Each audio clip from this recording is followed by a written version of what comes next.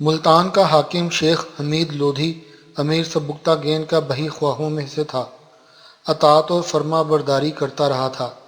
اس کی وفات کے بعد اس کا پوتا داؤد بن نصر ملتان کا حاکم مقرر ہوا۔ یہ شخص کرامتی فرقے سے تعلق رکھتا تھا۔ کرامتیوں کے بارے میں کہا جاتا ہے کہ وہ بظاہر تو مسلمان تھے، لیکن ان کے عقائد اسلام سے بالکل مختلف تھے۔ وہ کہتے تھے کہ نیکی اور بدی کوئی چیز نہیں، نہ کوئی جزا ہے اور نہ سزا، زندہ رہو اور عیش کرو، حرام حلال کی تمیز کوئی حیثیت نہیں رکھتی۔ یہ تعلیمات خفیہ رکھی جاتی تھیں۔ مورخین نے لکھا ہے کہ در حقیقت یہ فرقہ عیسائی مبلغوں کی سازش کے تحت وجود میں آیا تھا۔ اس کے ذریعے مسلمانوں کی بربادی مقصود تھی۔ یہ فرقہ ایران سے ہندوستان میں وارد ہوا۔ یہاں چونکہ اسلام دشمنی میں ہندو راجاؤں نے اس فرقے کی حمایت کی، اس لیے اس فرقے کو یہاں پنپنے کا خوب موقع ملا۔ ملتان کے حاکم داؤد بھی اس فرقے میں شامل ہو گیا اور جے پال کے بیٹے انند پال کے ساتھ مل کر سازشیں شروع کر دیں۔ محمود کی اطاعت سے بالکل ہی ہاتھ اٹھا لیا۔ محمود غزنی پہنچ کر اپنی مملکت کے انتظام و انصرام میں مشغول ہو گیا، لیکن یہ خبریں برابر اس تک پہنچ رہی تھیں۔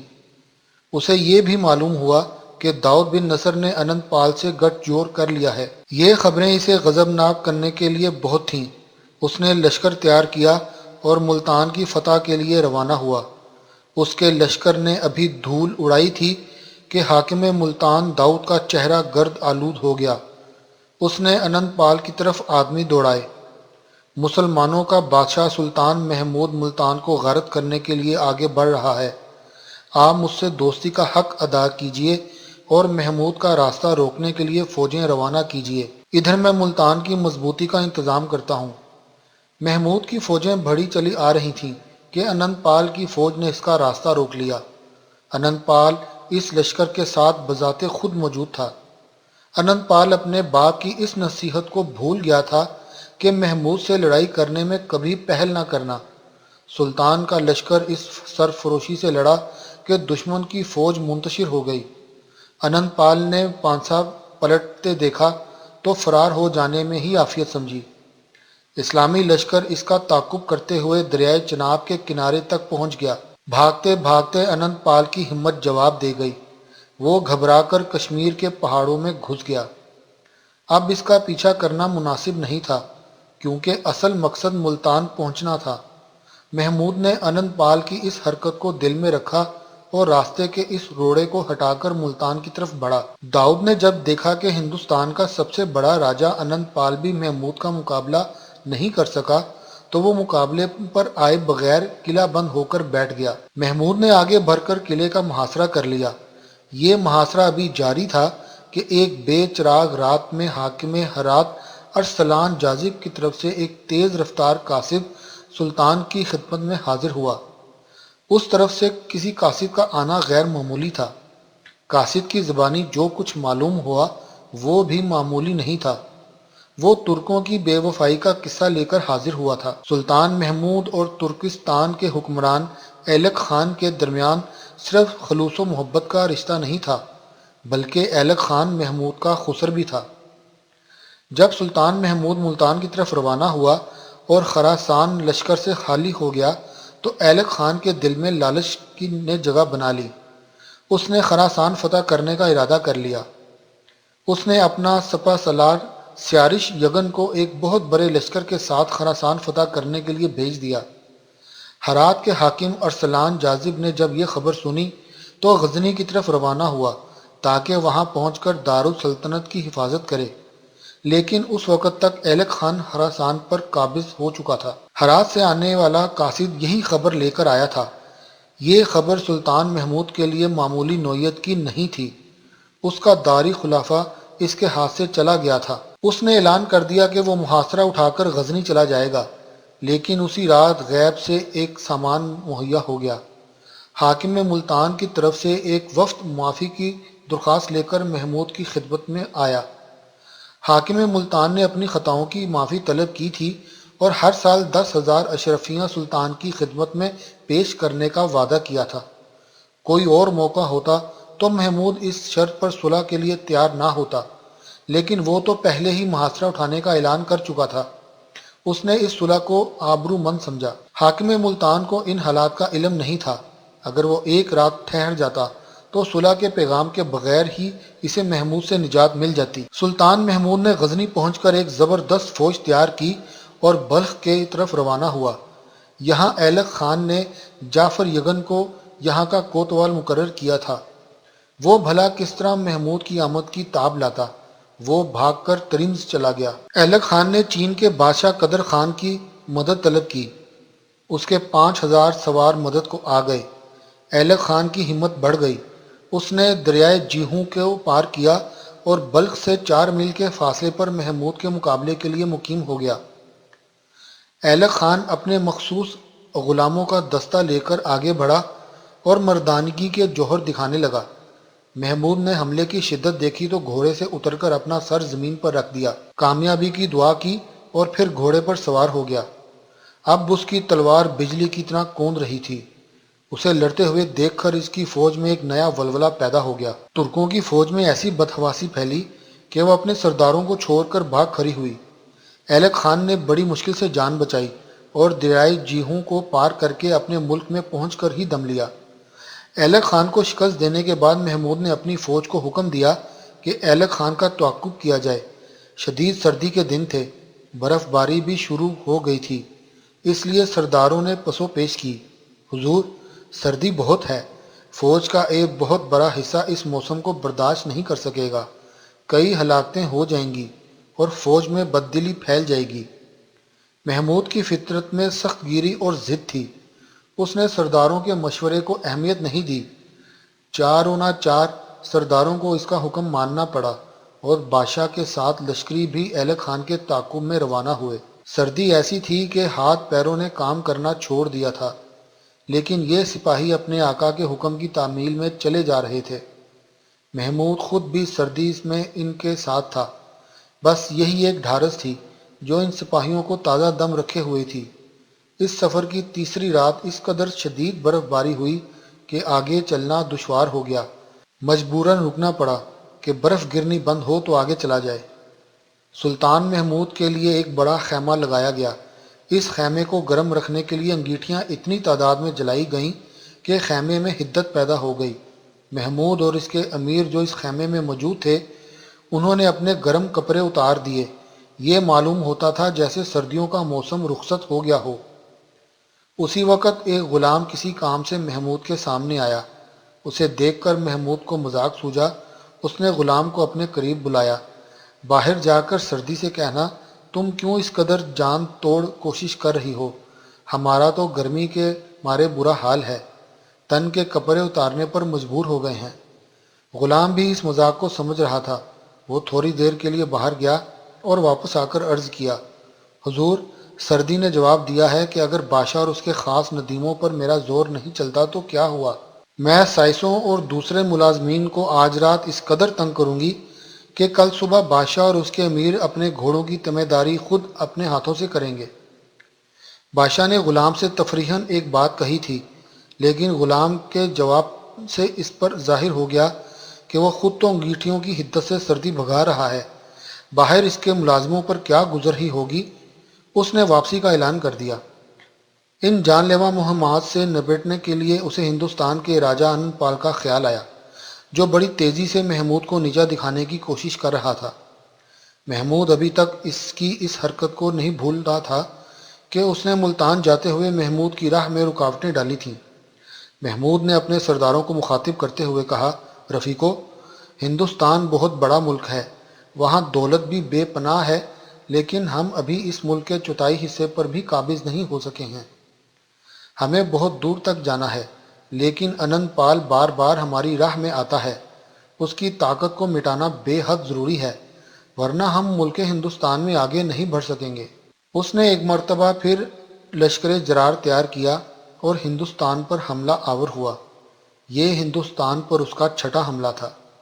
محمود کی روانگی کا چرچا ہوا تو آنند پال پریشان ہو گیا۔ محمود کی طرف سے وہ سخت خوفزدہ رہنے لگا تھا۔ اسے بار بار اپنے باپ جے پال کی یہ نصیحت یاد آتی تھی کہ محمود سے لڑائی میں کبھی پہل نہ کرنا۔ اس کا مطلب یہی تھا کہ اسے ٹکر نہ لینا۔ اس نصیحت کے باوجود وہ محمود سے ٹکرا بھی چکا تھا اور شکست بھی کھا چکا تھا۔ اب وہ پھر بن بلائے ناگہانی کی طرح اس سے ٹکرانے کے لیے اس کی طرف بڑھا چلا آ رہا تھا۔ انند پال نے مذہب کا واسطہ دے کر ہندو راجاؤں کو اس کے ساتھ مل کر محمود سے مقابلہ کرنے کی دعوت دی۔ مسلمانوں سے مقابلہ کرنا ہندو دھرم میں ثواب اور ترقی درجات کا باعث تھا۔ اس لیے اجین، گوالیار، کنوج، دہلی، اجمیر اور دوسرے راجاؤں نے لشکر کے دستوں کے دستے پنجاب کی طرف بھیجنے شروع کر دیے۔ محمود کے مقابلے میں پورا ہندوستان امڑ آیا تھا۔ ٹڈی دل لشکر انند پال کی ماتحتی میں روانہ ہوا۔ اس لشکر نے پشاور کے قریب محمود کا راستہ روک لیا۔ ایک تیر کے فاصلے پر دونوں فوجیں ایک دوسرے کے سامنے خیمہ زن تھیں اور اس انتظار میں تھیں کہ دیکھیں پہل کون کرتا ہے۔ ہندوؤں کے لشکر میں برابر اضافہ ہوتا جا رہا تھا۔ مشہور تھا کہ عورتیں اپنے زیور بیچ بیچ کر اپنے شوہروں کے سفری اخراجات برداشت کر رہی ہیں اور انہیں محاذ جنگ پر بھیج رہی ہیں۔ محمود نے سرفروشی کا یہ عالم دیکھا تو اپنے لشکر کے گرد خندق کھودنے کا حکم دیا تاکہ ہندوؤں کا کسی طرف سے بس نہ چل سکے۔ اس تیاری کے بعد سلطان محمود نے آغاز جنگ میں پہل کی۔ سلطان کے حکم سے 1000 تیر انداز آگے بڑھے اور دشمن پر تیر اندازی شروع کر دی۔ اس موقع پر کھکھر قوم کے ہندوؤں نے دلیری کی انتہا کر دی۔ تقریباً 30,000 سپاہی ننگے سر اور ننگے پاؤں عین لڑائی کے دوران دونوں طرف سے خندق پار کر کے مسلمانوں کے لشکر میں داخل ہو گئے اور مسلمانوں پر ایسے ٹوٹ پڑے جیسے شیر اپنے شکار پر جھپٹتا ہے۔ دیکھتے ہی دیکھتے 3000 مسلمان سپاہی شہید ہو گئے۔ سلطان محمود اتنا پریشان ہو گیا تھا کہ لڑائی بند کر کے اپنی قیام گاہ پر واپس آنے کا ارادہ کر لیا تھا کہ اچانک ایک معجزہ ظہور میں آ گیا۔ وہ ہاتھی جس پر انند پال بیٹھا تھا اچانک بھڑک اٹھا اور خوفزدہ ہو کر میدان جنگ سے بھاگا۔ انند پال کے ہاتھی کو بھاگتے ہوئے دیکھ کر ہندو لشکری یہ سمجھے کہ مسلمانوں کی بہادری سے خوفزدہ ہو کر انند پال میدان چھوڑ کر بھاگا ہے۔ اس کی بزدلی کو تصور کر کے وہ لشکری بھی راہ فرار ڈھونڈنے لگے جو اس کی مدد کے لیے آئے ہوئے تھے۔ محمود کے بڑے بڑے سرداران فوج ان بھاگنے والوں کے تعاقب میں روانہ ہوئے۔ وہ 2 دن اور 2 رات تک ان ہندو فراریوں کا تعاقب کرتے رہے اور 8000 ہندو تگ و تیگ کر دیے۔ 30 ہاتھی اور بے شمار مال و اسباب لا کر محمود کے قدموں میں ڈھیر کر دیا۔ انند پال نے گجرات کا رخ کیا تھا، سلطان محمود نے سیدھا گجرات کا رخ کیا۔ اب انند پال پر محمود کا ایسا روب طاری ہوا کہ معمولی سی جھڑپ کے بعد ہی انند پال صلح کرنے پر مجبور ہو گیا۔ راجا نے توان جنگ کے علاوہ ہاتھیوں کا ایک دستہ بھی تحفے میں دیا۔ راجہ انند پال ہندوستان کا سب سے بڑا راجہ سمجھا جاتا تھا۔ اس کے خلاف کامیابی نے محمود کے حوصلے بڑھا دیے۔ اس نے اسلام کی اشاعت کا پکا ارادہ کر لیا۔ اس کے جاسوس ہندوستان کے بارے میں مسلسل اسے خبریں پہنچا رہے تھے۔ انہی کی زبانی اسے نگر کوٹ کے بارے میں معلومات حاصل ہوئی تھیں۔ یہاں پہاڑی کی ایک چوٹی پر ایک قلعہ بنایا گیا تھا جو قلعہ بھیم کے نام سے مشہور تھا اور ہندوؤں کے نزدیک یہ قلعہ بتوں کا گڑھ تھا۔ گرد و پیش کے تمام راجا اعلیٰ درجے کی اشیاء بطور نذرانہ وہاں بھیجتے تھے اور انہیں ثواب کا ذریعہ سمجھتے تھے۔ یہ عمل برسوں سے جاری تھا، لہٰذا یہاں سونے، چاندی، ہیرے جواہرات اور بیش قیمت موتیوں کا ایسا ذخیرہ ہو گیا تھا کہ بڑے سے بڑے بادشاہ کا خزانہ بھی ان کے سامنے کوئی حیثیت نہیں رکھتا تھا۔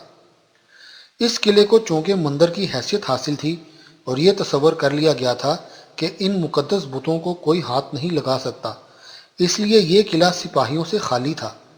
بڑی تعداد میں مندر کے پجاری تھے جو اس قلعے کے مکین تھے۔ سلطان محمود اس قلعے کے سامنے جا کر کھڑا ہوا تو برہمنوں اور مندر کے پجاریوں کو سخت حیرت ہوئی۔ اس مندر کو راجنیتی سے کیا تعلق؟ یہ تو عبادت گاہ ہے، مسلمان بادشاہ یہاں کیا کر رہا ہے؟ راستے میں کسی راجا نے اس کی مزاحمت کیوں نہیں کی؟ یہ سوال جیسے ہی ذہنوں میں آیا، پنڈتوں پر سلطان کا روب طاری ہو گیا۔ جب کسی راجا میں اتنی ہمت نہیں ہوئی کہ محمود کو روک سکے تو ہم کس گنتی میں ہیں؟ 3 دن کے بعد ان پنڈتوں نے قلعے کا دروازہ کھول دیا اور محمود کی خدمت میں حاضر ہو گئے۔ اے مسلمانوں کے بادشاہ، ہم میں اتنی طاقت نہیں کہ تیرا مقابلہ کر سکیں۔ یہ کام تو راجاؤں کے کرنے کا تھا، لیکن ایسا لگتا ہے کہ وہ سب تجھ سے ڈرتے ہیں۔ ہم ان بتوں کے نام پر تجھ سے بھیک مانگتے ہیں کہ تو یہاں سے چلا جا۔ تم مجھے مسلمان بھی کہتے ہو اور بے جان مورتیوں کا واسطہ بھی دیتے ہو۔ تم جانتے ہو کہ میں بار بار ہندوستان کیوں آتا ہوں؟ بھگوان جانے، ہم تو تم سے لڑنے کبھی نہیں گئے۔ تمہارے ایک راجہ جے پال نے یہ جسارت کی تھی، وہ میری سرحدوں میں گھس آیا تھا۔ وہ اگر غالب آ جاتا تو کوئی مسجد سلامت نہ چھوڑتا۔ تمہارے موجودہ راجاؤں میں اتنی ہمت نہیں کہ میرا راستہ روک سکیں۔ میرا خدا میری مدد کر رہا ہے، لیکن تمہارے بت بے چان ہیں، تمہاری مدد نہیں کر سکتے۔ میں ہندوستان میں خدا کا دین پھیلانے آیا ہوں۔ تمہیں بھی دعوت دیتا ہوں کہ تم مسلمان ہو جاؤ۔ مہاراج، یہ ہم سے نہیں ہوگا۔ ہم تو تم سے یہ کہنے آئے تھے کہ ہمیں امان دے دو، ہماری جان بخش دو۔ ہم نے قلعے کے دروازے تمہارے لیے کھول دیے ہیں۔